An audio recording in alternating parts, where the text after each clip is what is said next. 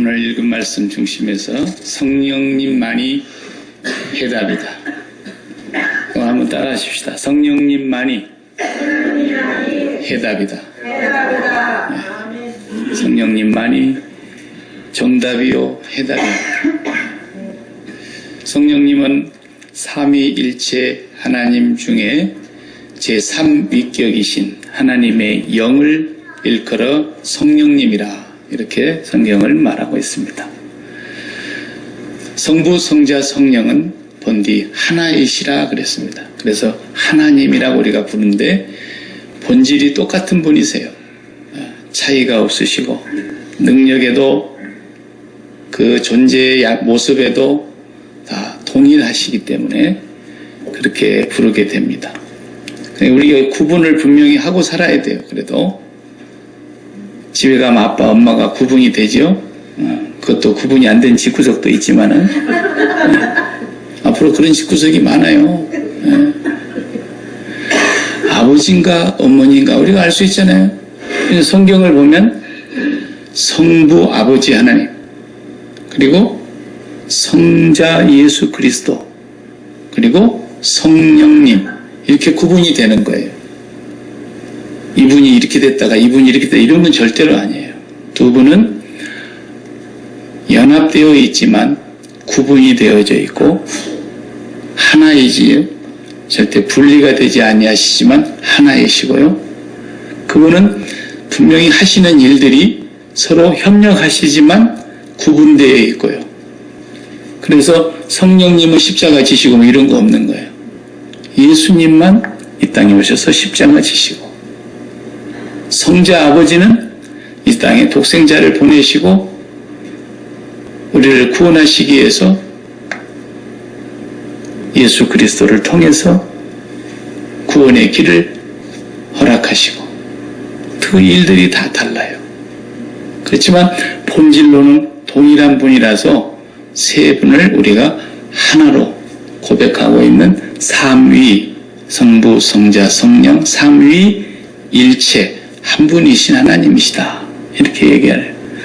이렇게 뭐 사람이 만들어낸 용어니까 그것을 굳이 우리가 다 이해하지 못하지만 성경은 그렇게 하나님이 소개되어 있어요.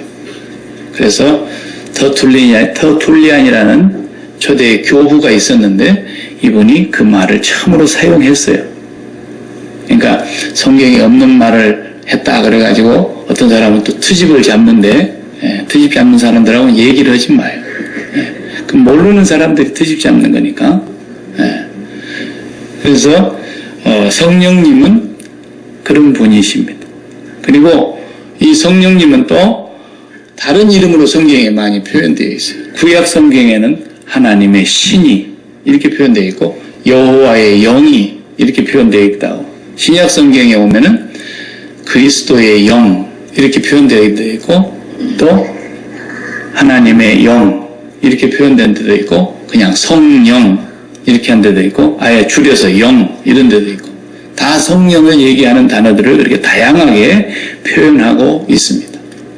그리고 이제 이분이 하시는 일은 한마디로 요약하라 그러면 뭐냐면 이분은 하늘에 계신 성부 하나님과 성자 예수 그리스도의 전문가세요. 그분만이 전문가세요. 정확하게 오늘 본문에 분명히 그랬잖아요. 하나님이 성령으로 이것을 우리에게 보이셨으니 성령은 모든 것 곧 하나님의 깊은 것까지도 통달하시느니라. 성령만이 하나님을 아세요. 그래서 그 성령으로 영을 통하지 않고는 우리가 하나님을 알 수가 없다는 뜻이에요. 이 말은. 성령을 통하지 않는 지식은, 성령을 통하지 않는 경험은, 성령을 통하지 않는 체험은, 성령을 통하지 않는 말씀은 다 잘못된 거예요. 그래서 성령님을 통해서만 우리는 하나님을 가장 바르게 알고 계세요. 성령님은 하나님 전문가세요. 우리가 전문가 만나면 다 알잖아요. 그 분야에 대해서 다 공부 안 해도 전문가가 1시간만 딱 요약해서 설명하면 대략 딱 감 잡는 것처럼 성령님이 오시면 뭐 신학교 안 다녀도 성령님 오시면 성경을 다 안 읽어봤어도 성령님 오시면 알게 되는 거예요. 그게 이렇게 중요한 거예요. 신학자보다도 성령님 만나는 게 더 중요한 거예요. 예. 요즘 신학자들 가운데 헛소리 하는 사람이 얼마나 많은데요. 성령님을 통해서만 우리가 온전한 하나님을 알 수 있게 되게 됩니다. 그래서 이 2장 11절 오늘 읽은 대로 사람의 일을 사람 속에 있는 영 외에 누가 알리요? 그렇죠? 여러분을 누가 알겠어요? 여러분의 영이 여러분을 제일 잘 알죠. 우리 시어머니가 여름에 냉면을 먹고 잡수시고 싶은지 불고기를 잡수고 싶은지 누가 알겠어요? 며느리가 어떻게 알아요 그걸? 자기가 알죠. 자기가. 그러니까 자기가 사 먹으면 돼요. 며느리가 안 해준다고 그럴 필요 없어요. 네.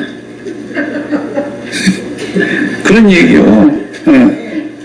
자기가 아는 거예요. 자기가. 근데 그걸 나를 몰라준다고 그딴 소리를 어디다 하냐고요. 그러는 거예요. 똑같아요.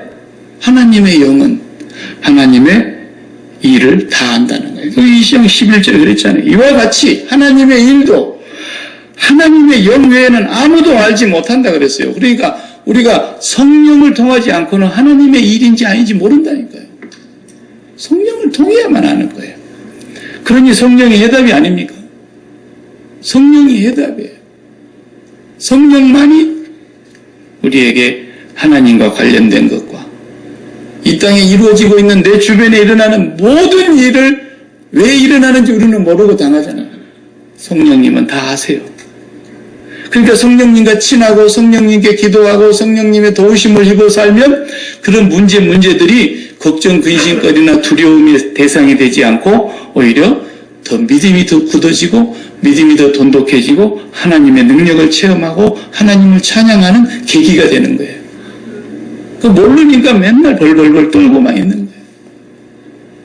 어떤 사람은 목사가 이제 처음으로 신방을 갔는데 예수를 안 믿다가 예수를 믿었는데 딱 신방을 가서 안방에서 이렇게 앉아서 예배를 드리려고 그러는데 이쪽에 부적이 붙었더래. 그리고 이쪽에는 십자가를 걸어놨더래. 그래서 예배를 드리려다 말고 떼라. 그러니까 왜 그래놨냐? 그러니까 둘 중에 하나만 마셔도 될 것 같아서 떼라. 그랬더니 무서워서 못 떼더래요. 그래서 목사님 떼줬다는 거예요. 지가 붙여놓고 지가 무서워서 못 떼. 그러니까 성령을 받지 않으면 그렇게 무서운 거예요. 그런 것도. 예. 이사하는 날도 날짜를 잡아서 물어봐야 되고 동쪽으로 갈까요? 서쪽으로 갈까요? 그리고 손 없는 날은 또 몇 월 며칠이래요. 손 없는 날 잡아야 돼요. 그게 얼마나 복잡합니까? 우리는 제일 편한 날 가면 돼요. 예. 그러니까 성령을 통하지 않으면 모든 것이 매이게 되는 거예요. 성령을 통하지 아니하면 율법에 매인다 그랬잖아요. 하나님의 법인데도 매인다니까. 그런데 성령을 통하면 하나님의 율법에도 매이지 않는다 그랬잖아요. 성경. 얼마나 놀랍습니까? 성령이 모든 문제의 해답이라는 것을 알으셔야 돼요. 네. 성령님을 이 원어 성경에서는 파라클레토스라 그랬어요. 파라클레토스. 두 단어가 붙어진 게 파라라는 것은 전치사, 뭐 투나 인이나 온이나 이런 우리 영어에 쓰는 것처럼 전치사예요. 파라. 네. 곁으로 그런 뜻이거든요. 곁에 그런 거예요. 그 다음에 클레토스라는 말은 본래 클레오라는 단어 동사에서 온 건데 클레오라는 것은 부른다는 뜻이에요. 콜 한다는 거예요. 곁으로 콜 한다라는 거예요. 그래서 파라클레토스를 성경에서 보혜사라고 번역을 해놨어요. 성령님의 다른 명칭이에요. 성령님의 보혜사라 그러면 성령님을 의미하는 단어로 우리가 일반적으로 알고 있는데 예수님도 보혜사예요. 같은 의미예요. 예수님도 이 땅에 사람 곁에 오셨잖아요. 말씀이 육신이 되어 우리 가운데 살으셨다 그랬어요. 그러니까 그걸 파라클레토스. 그래서 보혜사라는 뜻이에요. 꼭 성령님에게만 붙이는 단어가 아니에요. 예수님이 이 땅에 계실 때는 지역적으로 한정된 지역에 계셨죠. 유대 땅과 갈릴리를 왔다 갔다 하시면서 사마리아도 가끔 지나시고 그리고 두로와 시돈 지역에 이방 땅도 조금 다니시고 로마도 안 가보셨어요. 주님은 그 근처 거기 지역에서 활동하셨어요. 그렇지만 그때 오셨을 때 하나님이 우리와 함께 계시고 하나님이 나와 함께 계신다는 것을, 하나님이 살아계시는 분이고 하나님이 천지를 창조하신 분이고 하나님이 계시는 천국이 있다는 것을 알려주시려고 우리 곁에 오신 보혜사라고 말해요. 예수님을 통해서 하나님을 알려고, 내가 하는 말은 전부 다 내 말이 아니고 내 속에서 아버지가 하시는 말씀이야. 내가 하는 이 모든 능력은 아버지가 하시는 일을 보지 않고는 아들 스스로 하는 게 하나도 없어. 나를 본 자는 아버지를 본 거야. 그러면서 계속 우리의 보혜사 역할을 하셨던 거예요. 그러나 그분은 온 세상의 보혜사로 오신 것이 아니기 때문에, 그분이 오신 진짜 목적은 우리의 죄값을 해결하고 십자가에 죽으시고 다시 보좌로 가시기 위해서 오신 분이기 때문에 일시적으로 지엽적으로 보혜사 역할을 조금은 하신 거죠. 그리고 그분은 부활하셔서 승천하셨습니다. 승천하신 뒤에 약속하셨어요. 내가 가면 반드시 다른 보혜사가 온다. 나도 보혜사가 올 거야. 나는 이제 보혜사로서 끝났어. 내가 가면 그분이 오고 내가 가지 않으면 그분이 못 와. 그러니까 내가 떠나가는 것이 너희에게 유익이라 그랬다는 거예요. 그래서 예수님이 떠나가시고 약속하신 대로 50일째 되는 날, 그러니까 부활하셔서 50일째 되는 날이에요. 이 세상에 약 40일 계셨어요. 그리고 부활하셔서 40일 동안 제자들과 함께 지내시면서 하나님의 나라에 다시 한번 말씀을 확정해 주시고는 감람산에서 승천하시죠. 그리고 열흘 정도 지나니까 50일 됐죠. 그때 약속하신 성령님을 보내신 거예요. 그분이 또 다른 보혜사세요. 파라클레토스. 그래서 영어 성경이나 어린 아이들이 보는 영어 성경에는 성령님을 그렇게 홀리 스피릿이라고 번역 안 하고 헬퍼, 어떤 성경에는 그냥 카운셀러, 어떤 성경에는 컴포터, 위로자, 상담자, 돕는 자, 어떤 성경에는 애드보케이터, 변호사, 이렇게 번역해놨어요. 그런 역할을 하시는 분이라는 거예요. 애들이 얼른 이해하기 쉽게. 성령님은 우리를 변호하신 분이세요. 성령님 우리를 도우시는 분이세요. 성령님은 우리 인생의 모든 문제를 다 아시기 때문에 상담하시는 분이세요. 성령님은 우리 곁에서 영원토록 떠나지 않고 우리의 변호사로서 우리의 문제를 변호하시면서 도와주시는 분이세요. 위로하시는 분이세요. 그런 분을 보혜사라, 파라클레토스라, 이렇게 성경은 가르쳐주고 있어요.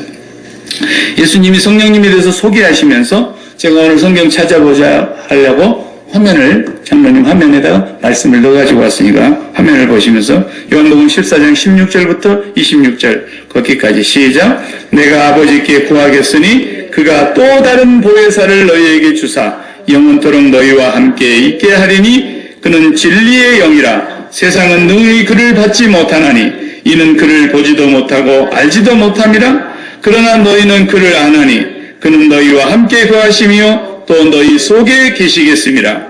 보혜사 곧 아버지께서 내 이름으로 보내실 성령, 그가 너희에게 모든 것을 가르치고 내가 너희에게 말한 모든 것을 생각나게 하리라. 아멘. 이게 성령님이 하시는 거예요. 다 넘기시면 안 되고 제가 이럴 때까지만. 보혜사 성령님이시죠. 아버지께서 예수님의 이름으로 보내실 성령님, 그분이 오시면 모든 걸 가르치십니다. 그분은 선생님이세요. 성령이 가르치시면 목사가 가르치는 것 100시간 가르친 것보다도 성령님이 1분 가르치는 것이 더 확실하고, 그렇죠? 성령님은 예수님께서 이 땅에 오셔서 행하신 모든 말씀과 모든 이적과 모든 행위를 다 해석해 주시는, 생각나게 해주시는 분이십니다. 성령님이 이렇게 위대하신 하나님이세요. 그러니까 성령님하고 친해야지 누구하고 친하겠어요? 예수 믿는 사람들은 성령님을 제일 잘 환영하고 정중히 모시고 정중히 따르고 정중히 순종해야 됩니다. 네. 그래서 주님이 떠나시고 승천하실 날이 다가오니까 제자들이 걱정을 태산같이 한단 말이에요. 또 한 번 다음 말씀 요한복음 16장 7절부터 14절까지. 그러나 내가 너희에게 실상을 말하노니 내가 떠나가는 것이 너희에게 유익이라. 내가 떠나가지 아니하면 보혜사가 너희에게로 오시지 아니할 것이요 가면 내가 그를 너희에게로 보내리니 그가 와서 죄에 대하여 의에 대하여 심판에 대하여 세상을 책망하시리라. 죄에 대하여 하면 그들이 나를 믿지 아니하며 의에 대하여라 하면 내가 아버지께로 가서 너희가 다시 나를 보지 못하며 심판에 대하여라 하면 이 세상 임금이 심판을 받았음이라. 내가 아직도 너희에게 이를 것이 많으나 지금은 너희가 감당하지 못하리라. 그러나 진리의 성령이 오시면 그가 너희를 모든 진리 가운데로 인도하시리니 그가 스스로 말하지 않고 오직 들은 것을 말하며 장래 일을 너희에게 알리시리라. 그가 내 영광을 나타내리니 내 것을 가지고 너희에게 알리시겠습니다. 아멘. 성령이 오셔서 이런 일들을 하실 것에 대해서 말씀하신 겁니다. 자, 떠나가시는 것이 유익이라. 예수님 안 떠나가시면 성령이 못 오신다. 예수님이 떠나가셔서 성령이 오신 거예요. 성령이 오셨으니까 그분이 이제 세상을 책망하러 오신다는 거예요. 세상을 책망하러. 왜 세상을 책망해요? 온통 세상이 하나님을 등지고 하나님 앞에 범죄하고 하나님을 거역하고 하나님 불순종하고 온 세상 돌아가는 꼬라지가 세상에서 하나님을 대적하는 일밖에 더합니까? 이 세상을 심판하시기 위해서 성령이 오신 거예요. 그래서 이 보혜사 성령님이 오셔야 될 당위성을 예수님께서 그렇게 말씀하신 것입니다. 오늘 읽은 본문에도 10절 11절에 하나님에 대해서 전문가이신 이 성령님은 하나님의 모든 것을 다 알고 계시니까. 왜? 하나님의 영이니까. 제가 여러분의 안에 있는 생각을, 여러분의 마음을 어떻게 알겠습니까? 여러분의 영 외에는 여러분을 알 수 있는 자가 없어요. 네. 대화를 많이 했더니 대충 저분이 이런 생각을 가지신 분이구나. 이런 정도 아는 거지 여러분의 안의 영을 어떻게 알겠어요?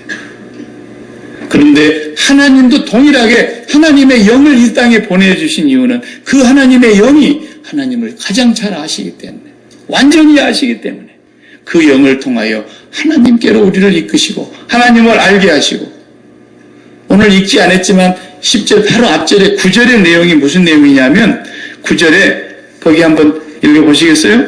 2장 9절 기록된 바 하나님이 자기를 사랑하는 자들을 위하여 예비하신 모든 것은 눈으로 보지 못하고 귀로 듣지 못하고 사람의 마음으로 생각하지도 못하였다 함과 같으니라. 예, 하나님이 그 사랑하는 자녀들을 위해서 예비해 놓으신 것들은 눈으로 볼 수도 없고 귀로 들어도 깨달을 수도 없고 만져지지도 않고 냄새도 안 나고 안 보이니까 너무너무 많은데 그것들을 이제 눈으로 본 것처럼, 귀로 내가 들은 것처럼, 내가 입으로 맛을 본 것처럼, 손으로 만져본 것처럼 내가 확실하게 깨닫게 하기 위해서 성령이 오신다는 거예요.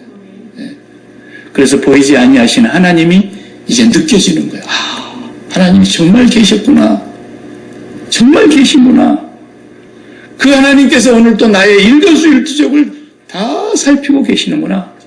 하나님을 이제는 눈으로 본 것과 같은 확신에 찬 믿음을 주시고 귀로 들은 것처럼 확실하게 깨닫게 하시고 내가 손으로 감각으로 만져서 아는 것과 같은 그런 분명한 말씀으로 우리에게 세워주시는 것. 그 성령님이 오셔서 하시는 일이라 이 말이에요. 이 성령님은 신격이죠. 정확하게 말하면 신격. 그러나 우리가 사람으로 이해하기 쉽게 하려면 인격이라 그러죠. 인격적인 영이시다. 그렇게 표현하죠. 성령님은 너무너무 정중하신 분이세요. 아주 정중하세요. 어떤 경우는 내가 조금만 그분을 싫다 하면 성령님은 가만히 계세요. 우리는 막 그만 먹겠다는데도 계속 밥 갖다 주고 배부른다는데도 더 주고 막 그러잖아요. 성령님은 그러지 않았어요. no. 그러면 성령님 가만히 계세요. 너무너무 정중하고 예의 바르신 분이세요. 그런 다음에 어떤 때는 너무나 강력하셔서 그분의 강한 권고를 물리칠 수 없는 강력한 능력을 가지고 계세요. 그래서 아무리 약한 사람도, 살인마 김대두 같은 사람도, 지존파의 그 못된 사람 같은 그런 성정을 가진 인간도 성령 역사하면 바꿔버리는 거예요. 감옥에서 변화시켜버리는 거예요. 그렇잖아요. 또 성령님은 너무너무 친절하시고 자상하시고 섬세하십니다. 너무너무 우리의 마음 깊은 곳까지 터치를 하시고 우리의 속을 어떤 상담자보다도, 대개 상담자들은 상담자의 기본이 뭐예요? 공감, 그러죠. 공감. 상대방이 얘기하면 그걸 공감하고 받아들이고 막 화를 내고 욕을 하고 막 별소리를 다 해도 얼마나 힘드셨냐고 공감하라는 거야. 그게 상담의 기본 아닙니까? 성령님은 그런 정도가 아니세요. 성령님께서는 우리의 영혼의 깊은 속까지도 우리의 탄식까지도 다 헤아리고 계세요. 그런 분이신가 하면은 그 하나님은 또 엄청난 권능을 갖고 계셔서 이 성령님은 우리가 다 말로 어떻게 표현할 수 없는 하나님의 영이세요. 근데 이런 하나님의 인격적인 영이 우리 안에 와 계시기 때문에 이 하나님의 성령께서 우리가 잘못하면 어떻게 되신다 그랬느냐 하면 화면 한번 보세요. 로마서 8장 26절에 이르되 이와 같이 성령도 우리 연약함을 도우시나니 우리는 마땅히 기도할 바를 알지 못하나 오직 성령이 말할 수 없는 탄식으로 우리를 위하여 친히 간구하시느니라. 성령님이 우리 연약함을 도우려고 오신 분인데 헬퍼이신데 우리가 마땅히 기도를 해야 되는데 뭐라고 기도를 해야 될 줄도 모르는 우리의 연약한 모습을 보시고 기도를 도우러 오시는 분인데 탄식하신다는 거예요. 탄식을 하시. 왜? 맨날 엉뚱한 것만 구하니까.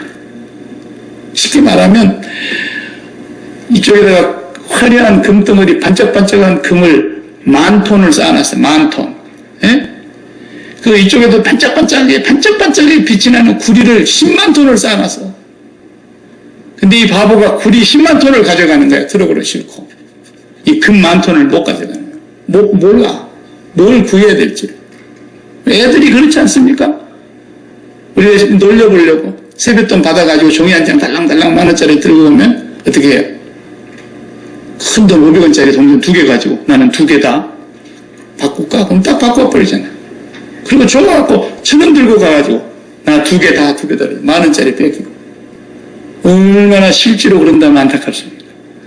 우리 예수 믿는 사람들이 그러고 있다는 거예요. 그럴 때 성령은 탄식하십니다. 엉뚱한 걸 구하는 겁니다. 진짜를 구하지 못하는 겁니다. 하나님 나라를 구하라 그랬지. 그의 나라와 그의 의를 구하라 그랬지. 땅에 있는 배설물 같은 걸 구하라 그랬습니까? 그런데 잘못 구하니까 성령은 탄식하신다. 성령은 근심하신다 그랬어요. 이건 제가 읽어드리겠어요. 화면에 없어요. 에베소서 4장 30절에 보면 하나님의 성령을 근심하게 하지 말라 그랬어요. 근심하신다는 거예요. 성령님이. 너희 안에서 구원의 날까지 인치심을 받았느니라. 성령 안에서 우리가 구원의 날까지 인치심을 받은 하나님의 자녀인데 우리 안에 와 계신 성령님이 근심하신다는. 어떻게 근심하실 수 있을까? 성령님은 전능하신데. 그런 말이 아니라 우리 자녀들이 잘못된 길을 갈 때 우리가 자식 키우면서 근심 많이 하죠. 마땅히 가야 할 길을 가지 아니하고 죄악된 길을 걸어가고 그럴 때 부모의 마음에 자식이 근심이 되는 것처럼 성령님도 우리가 아버지의 말씀을 불순종하고 거역하고 엉뚱한 길로 가고 엉뚱한 삶을 살 때 성령님을 얼마나 근심하게 하는지 몰라요. 성령님을 소멸하지 말며 데살로니가전서 5장 19절에 성령을 소멸치 말며 그래서 아니 하나님의 영을 우리가 어떻게 소멸하겠어요? 그건 오해하면 안 되죠? 그 소멸한다는 말은 억누른다는 거예요. 억누른다. 무슨 말이냐면 성령을 정말로 받았다면 성령이 우리의 몸을 성전으로 삼고 와 계시는 분이라면 반드시 그 성령님은 여러분 안에서 감동을 주십니다. 설교를 들을 때 감동을 주시든 기도를 할 때 감동을 주시든 말씀을 읽을 때 감동을 주시든 기도를 하다가 감동을 어떤 모양으로 어떤 사건을 보다가 감동을 받든 감동받아요. 근데 순종 안 해. 내 기도해야지. 기도 안 해. 내가 이번에 반드시 이 말씀대로 한번 살아봐야지. 3일 가다가 안 해, 또. 그러니까 성령님을 구하지를 않아요. 나 구했는데, 너 거짓말 하지 마세요. 돈을 구하는 것만큼 구하지 않았어요. 자식의 소원을 이루기 위해서 구하는 만큼 구하지 않았어요.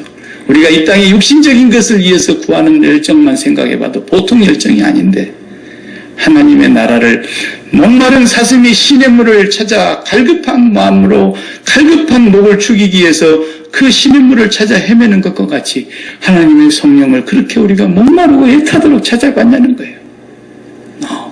안 했다라는 거예요. 성령을 소멸했습니다. 또 성령님은 반드시 죄를 깨닫게 하시는 영이세요. 아까 그랬잖아요. 성령이 오시면 죄에 대하여, 의에 대하여, 심판에 대하여 세상을 책망하시리라 그랬잖아요. 성령을 받았다면 분명히 그 속에 죄가 깨닫게 되는 거예요. 우리가 죄인이라는 걸 알게 하세요. 내가 얼마나 더러운 죄인인가를 깨닫게 하세요. 그러면 그 죄를 돌이켜 토해내고 하나님 앞에서 그 죄의 길을 가지 말아야 되는데 그 성령의 감동을 우리가 또 억눌러 끄는 거예요. 성령을 불로 묘사할 때가 많지 않습니까? 불같은 성령이에요. 불을 끄는 거예요, 계속. 야, 네 예수 믿으면서 왜 김집사하고 말도 안 하고 지내냐? 너 그렇게 하면 되겠냐? 응? 내가 너하고 그러면 앞으로 말 한마디도 안 하면 너는 좋겠냐? 성령께서 그러시는데도 말 안 해, 끝까지. 그러면서도 와갖고 막 불러 이러고 있어요. 웃기고 앉아있는 거예요, 교인들이. 어디서 그런 기독교를 배웠는가 모르겠어요. 속으로는 시어머니 죽었으면 좋겠어. 미워. 그런데 교회 와서 건설하고 나와가지고, 에? 그런 사람들이 얼마나 많은지 몰라요. 목사님도 그러는데 뭐 권사가 안 그러겠어요? 에? 성령 충만을 우습게 하는 거예요. 성령님을 너무 우습게 하는 거예요. 에? 성령님이 내 안에 들어와 계시는데. 여러분 성령께서 감동하십니다. 깨닫게 하십니다. 너 그렇게 살면 안 된다. 너 그렇게 돈 쓰면 안 된다. 너 그런 것에 그렇게 마음 뺏기면 안 된다. 계속 박 목사가 전하는 설교만 제대로 들었어도 성령님은 끊임없이 우리 마음속에 말씀하신다고 나는 믿어요. 네. 근데 거역해요. 계속 거역해요. 또 성령님은 야고보서 4장 4절 5절에 보면 시기하신다고 그랬어요. 성령님이 시기가 보통이 아닙니다. 성령님이 시기하신다는. 시기는 언제 해요? 잘 안 해봐가지고 모르시구나. 아, 내가 사랑하는데 저것이 더 사랑한다고 물고 늘어지면은 얼마나 시기가 나요. 에? 내가 쟤하고 지금 사랑에 빠져갖고 결혼을까지 들어가려고 그러는데 다른 놈이 중간에 나타나가지고 그 여자를 낚아채려고 그래봐요. 그럼 막 시기가 고통 나는 게 아니에요. 예. 그리고 막 김 집사가 그렇게 막 잘나가지고 모든 사람한테 존귀와 영광을 받는데 이 집사가 완전히 그냥 무시당해봐요. 그럼 막 그 시기와 질투는 하늘을 찔러버려요. 성령님도 찔러버려요. 그럴 때 시기라는 거예요, 시기. 근데 성령님이 언제 시기한다고요? 야고보서에서는 가늠하는 자들아 세상을 사랑하는 것이 하나님과 원수가 되는 걸 알지 못하느냐. 우리가 하나님보다도 이 해 아래에 있는 것들을 사랑하는 모든 모습을 볼 때마다 성령이 내 안에서 얼마나 시기하시는지 아세요? 성령 충만하면 그런 문제들이 다 풀리는 거예요. 네. 성령님은 시기하시는 영이십니다. 그래서 성령님께서 이 땅에 오셔서 우리 이제 하나님의 백성들을 보지 못하는 걸 보게 하려고 그러니까, 알지 못하는 걸 알게 하려고 그러니까, 못 깨닫는 걸 깨닫게 하려고 그러니까, 쉽게 말하면 죽은 걸 살려놔야 된단 말이에요. 무슨 얘기인지 아시겠어요? 산 사람은 죽은 사람을 알아봅니다. 김 집사 죽었네. 우리 가서 한 번씩 이렇게 마지막 얼굴 보면서 뷰잉 하잖아요. 관 앞에 가서. 죽은 사람은 산 사람을 절대로 못 알아봅니다. 죽은 사람은 산 사람을 못 알아봅니다. 죽은 사람은 못 깨닫는 거예요, 죽어도. 산 사람만이 죽은 사람을 알아요. 산 사람만이 깨닫는 거예요. 그 성령이 왜 오셔요? 물과 성령으로 죽은 우리를 살리시려고 오신 거예요. 다시 거듭나야 되니까. 허물과 죄로 죽은 우리를 살리셨도다. 성령께서 오셔서 살리시려고 오는 거예요. 살리시려고. 우리 영혼이 먼저 살려놓고 나야 그 다음에 보이지 않는 게 보일 거 아닙니까? 영적인 것이 깨달아질 거란 말이죠. 그래서 성령님은 물과 성령으로 우리를 거듭나게 하시려고 오셨다. 이렇게 성경은 말씀하고 있는 것입니다. 그러니 얼마나 성령님이 중요합니까? 기도 가르쳐 주시려고 하셨다는 거예요. 맨 기도가 대박나게 해주세요. 아들 낳게 해주세요. 이번에 대학에 좋은 학과에 들어가게 해주세요.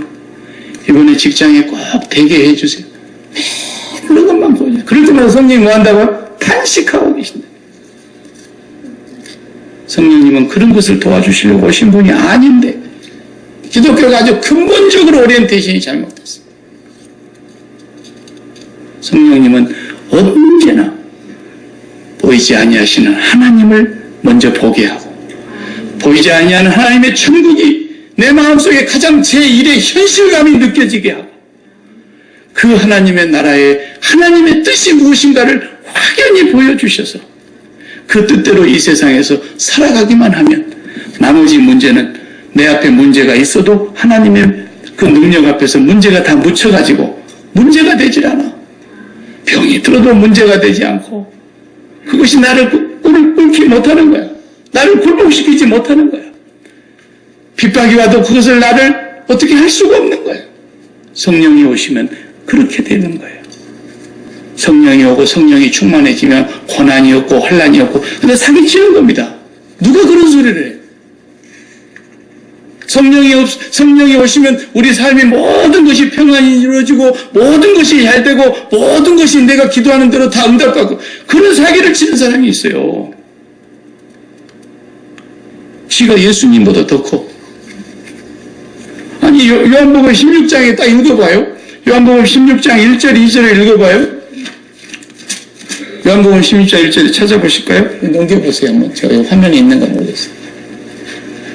장로님? 여기 있네. 요한복음 16장 1절 2절 다 같이. 내가 이것을 너희에게 이르면 너희로 실족하지 않게. 지금 예수님이 이 말씀하시는 이유는 너희를 넘어지지 않게 하려고 내가 이 얘기하는 거야. 2절 뭐라 했어요? 사람들이 너희를 출교할 뿐만 아니라 때가 이르면 물은 너희를 죽이는 자가 생각하기를 이것이 하나님을 섬기는 일이라 하리라. 이런 일이 벌어질 거라는 거예요. 주님이 뭐라 그랬어요? 승천하시기 전에 제자들 보고 내가 너희들 앞으로 어떤 일이 벌어질 텐데 실족하지 않기 위해서 내가 미리 얘기한다. 사람들이 너를 출교할 거야. 죽음이에요. 죽음. 유대교에서 출교하는 것은. 그리고 너희를 죽이는 사람들이 어떻게 생각한다고요? 내가 하나님을 위해서 지금도 충성하고 있다. 바울이 예수 믿기 전에 그런 사람 아닙니까? 스데반 일사 돌로 때려 죽이는 것은 죽인 것을 마땅히 여기더라 그랬어요. 내가 하나님을 위한다고 생각한다는 거예요. 이런 일들을 너희가 앞으로 만날 거야 그랬어요. 성령이 충만하면. 그러니까 초대교회에 얼마나 많은 사람이 죽어나갔습니까? 사도 바울이 복음을 전하는 동안에 당신도 이제 얼마나 많은 고난과 핍박과 박해를 받았습니까? 여러분 무슨 예수 믿으면 뭐 그냥 세상 만사가 형통해지고 무슨 예수 믿으면 그냥 모든 일들이 술술술 그냥 실타래 풀리듯이 다 풀려야 되는 줄로 생각하는 그게 아니라 성령이 오신 것은 그것 때문에 오신 것이 아니라 너희가 이 세상에서 환난을 만날 것이다. 그러나 담대하라. 내가 세상을 이겼노라. 절대로 너희를 이기지 못할 것이다. 성령이 오셔서. 그리고 너 나아가서는 이 세상에서 별의별 일을 다 당할 거다. 그러나 너희들이 성령이 너희들에게 오는 이유는 성령님만 너희들과 함께 하시면 너희는 모든 걸 이기게 된다는 거예요. 죽음이 하도 이기게 된다는 거예요. 어떤 문제가 내 앞에 닥쳐도 그게 문제가 안 된다는 거예요. 왜? 보이지 않는 하나님의 나라를 보게 해주고 천국이 확실하게 깨달아지고 하나님의 살아계심이 체험되어지기 때문에 하나님보다 더 큰 것이 없다는 것을 알고 보고 나서부터서는 아무런 문제가 안 되더라는 거예요. 그러니 성령이 얼마나 중요합니까? 그 성령님을 우리가 사모하고 그 성령님과 친하려고 하지 아니하고 맨날 성령 능력 받아갖고 무슨 이상한 것이나 행하려고 그러고 성령 능력 받아갖고 목사님들은 또 뭐 교회나 키우려고 그러고 말이지. 조그만 이상한 일이 벌어지면 소문 내라 그러고 말이죠. 별짓거리를 다 하는 거예요. 이 무당 짓거리 하던 종자들이라 그럽니다. 우리 이 고조선 때부터. 무당기가 안 빠져서 그러는 거예요. 성령이 오시면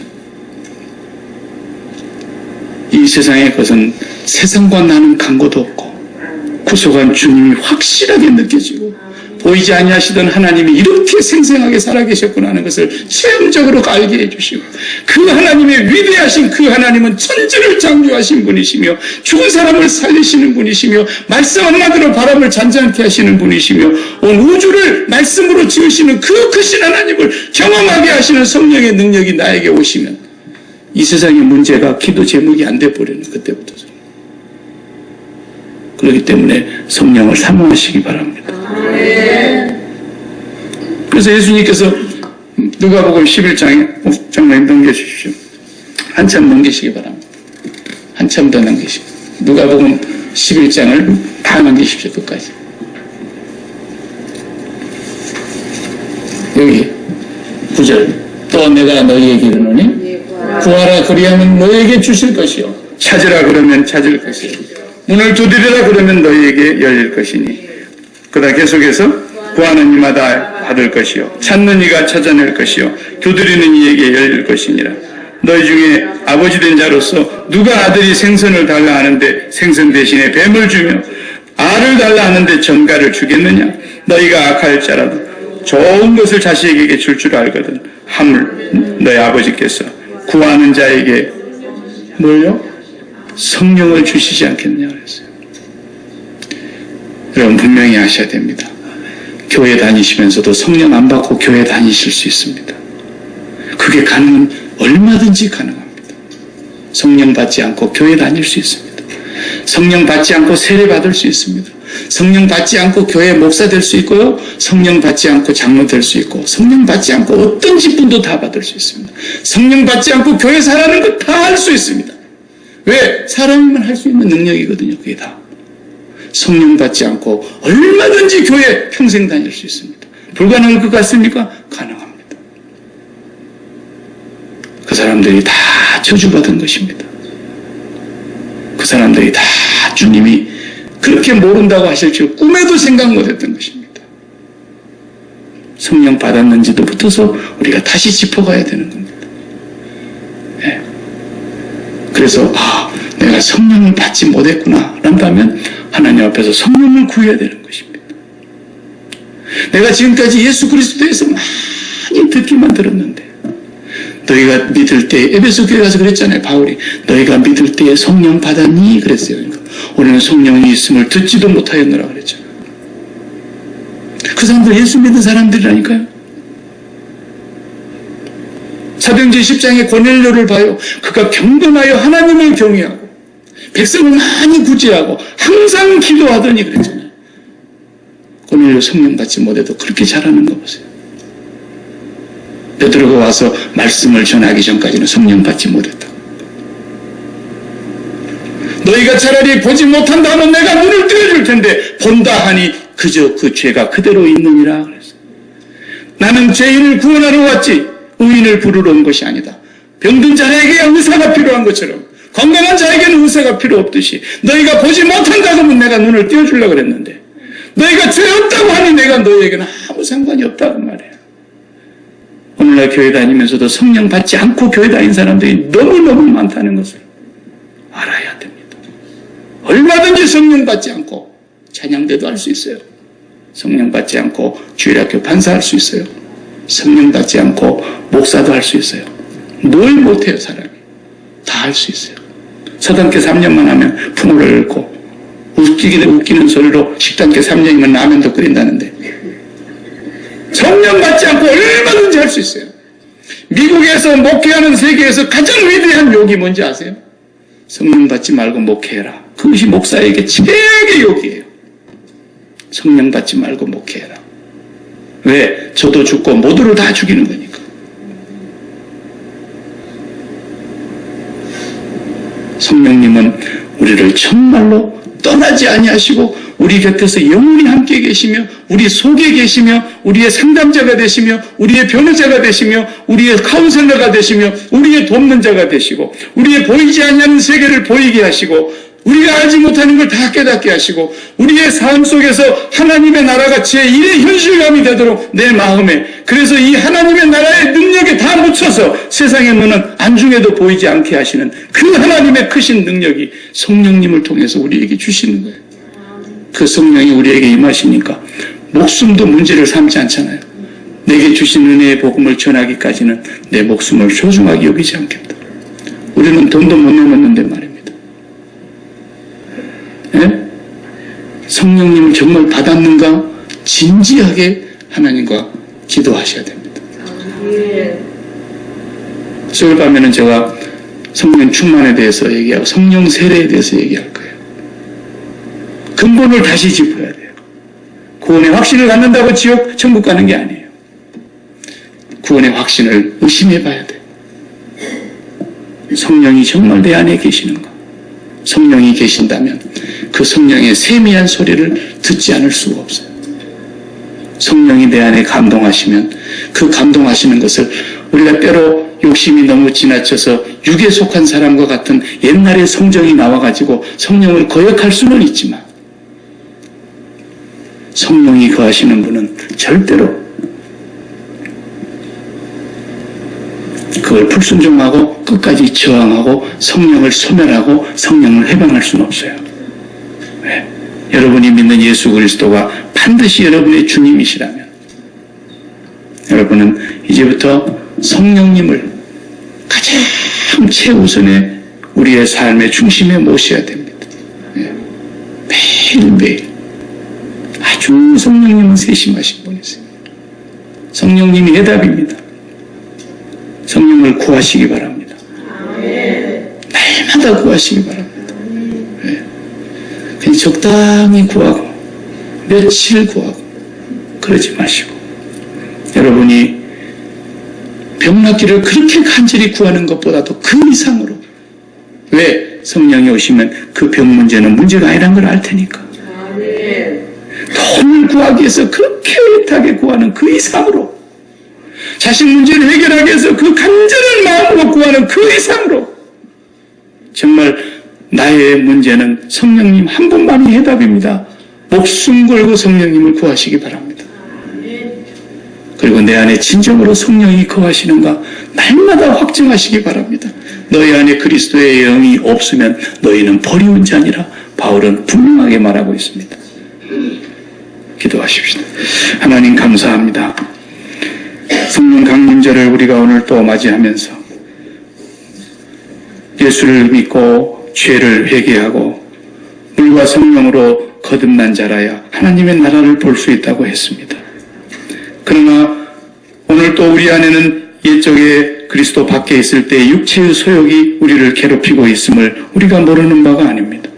끊임없이 허물과 죄로 죽었던 우리의 육체의 소욕들이 우리를 공격해 오고 있고 사단은 그것을 도구로 삼아서 우리를 육체에 매이게 하며 육신에 속한 삶을 살게 하고 있습니다. 육신에 속한 자는 반드시 죽을 것이로되 하나님의 영으로서 인도함을 받는 자라야 하나님의 자녀라고 주님 말씀하셨습니다. 정말 날마다 성령을 사모하며 성령을 구하며 성령의 능력으로 세상을 살아가는 아버지의 자녀들이 되게 하여 주옵소서. 아직 성령을 받지 못한 자가 우리 가운데 한 명이라도 있다면 주여 성령으로 저들에게 임하셔서 저들의 영혼이 성령으로 말미암아 거듭나게 하여 주시옵시고 하나님의 나라가 임하는 놀라운 영광을 맛보게 하여 주시옵소서. 예수님의 이름으로 기도하옵나이다. 아멘.